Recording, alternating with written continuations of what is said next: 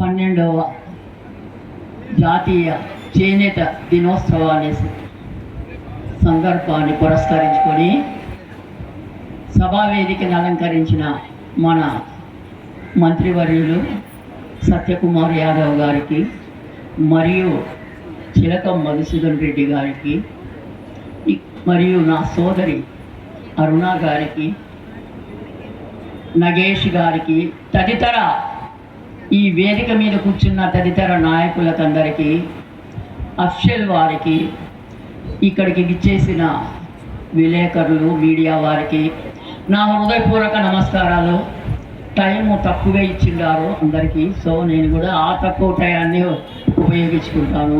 ముఖ్యంగా ఈరోజు జాతీయ చేనేత దినోత్సవాన్ని జరుపుకుంటున్నామంటే మా చేనేతలందరూ ఇంత విరివిగా వచ్చినారంటే వాళ్ళకి ఇంకొకసారి సభాముఖంగా నా చేనేత సోదరులకందరికీ తల వంచి హృదయపూర్వక నమస్కారాలు తెలియజేస్తున్నాను.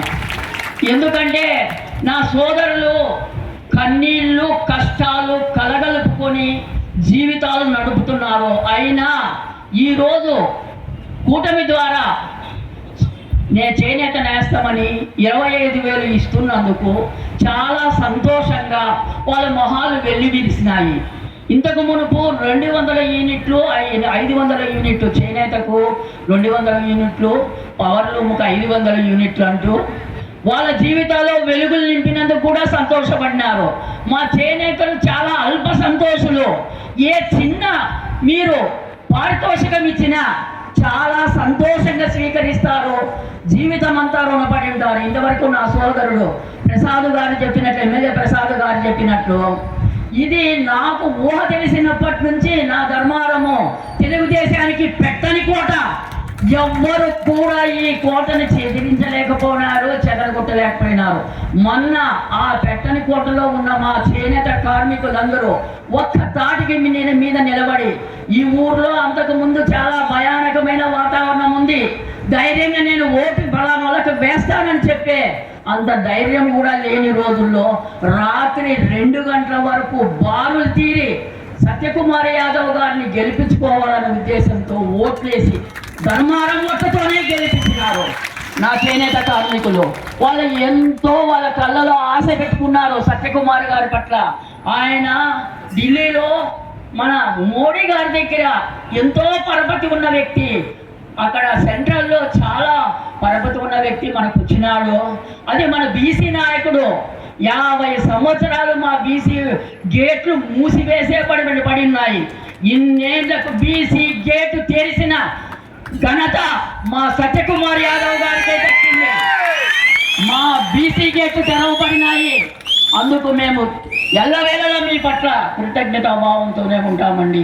సార్ మినిస్టర్ గారు, మీ మీద మా వాళ్ళు పెట్టుకున్న ఆ నమ్మకాన్ని మీరు హెల్త్ మినిస్టర్గా రకరకాలుగా ఎన్నో కొత్తవన్నీ మా హాస్పిటల్స్కి, మా జిల్లాకి ఎన్నో ఇచ్చినారు. చాలా మంచివి యాక్చువల్గా మనము సంపాదించుకోలేనివన్నీ, డయాలసిస్ సెంటరు, ఆర్టిఫిషియల్ లిమ్స్, ఇవన్నీ మనకు జరిగే విషయం కాదండి.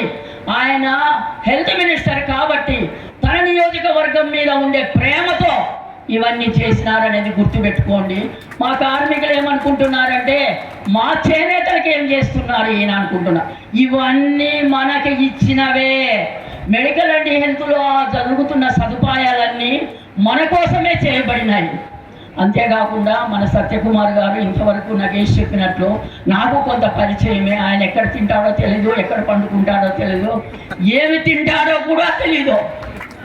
అంత భయానకంగా పనిచేస్తున్నారు ఆయన. నేను చాలా అతనికి నేను సోదరు లాంటి దాన్ని, చాలా మటుకు ఆందోళన పడతాను. మొట్టమొదట నేను ఫోన్ చేయగానే ఆయన అడిగేది ఫోన్ చేశారా మీరు అని అడుగుతాను. ఎందుకంటే ఎక్కువ మటుకు ఫోన్ చేసిండాడు ఆయన. 4:30 అయినా పేషీలో పని చేస్తూనే ఉంటారు. కాబట్టి ఆయన మీద మనం సంపూర్ణమైన విశ్వాసం పెట్టుకుందాము. అవతల ముఖ్యమంత్రి చంద్రబాబు నాయుడు గారి మీద కూడా విశ్వాసం పెట్టుకుందాము. చేనేతల కన్నీళ్లకు, కష్టాలకు వీళ్ళు తప్పక సమాధానం చెప్తారని, ఈ 2 సంవత్సరాల్లో మన జీవితాలు మెరుగుపరుస్తారని ఆశిస్తాం. భవిష్యత్తులో చేనేతలు నిరాశపడాల్సిన అవసరం లేదు. ఎందుకంటే ఎప్పుడు కూడా వ్యాపారం ముసలిది కాదు, అది దాని దారి మార్చుకుంటుంది, అది నూతనమైన పోకడలు ఆశిస్తూ ఉంది. ప్రజలు కొత్త పద్ధతులు ఆశిస్తున్నారు, కొత్త డిజైన్లు ఆశిస్తున్నారు. కొత్త పద్ధతిలో తయారు చేసి మనం కొత్త డిజైన్లతో వాళ్ళని ఆకర్షిస్తే మన వ్యాపారం మనకెక్కడ పోదు. ధర్మారంలో మనకు సిల్క్ ఇండస్ట్రీ పదిలంగా ఉంటుందని ఈ చేనేత దినోత్సవం సాక్షిగా నేను మీకు అందరికీ హామీ ఇస్తున్నానండి. ఈ అవకాశం ఇచ్చిన పెద్దలకు నా హృదయపూర్వక నమస్కారాలు తెలుపుకుంటూ ఇంతటితో ముగిస్తున్నాను.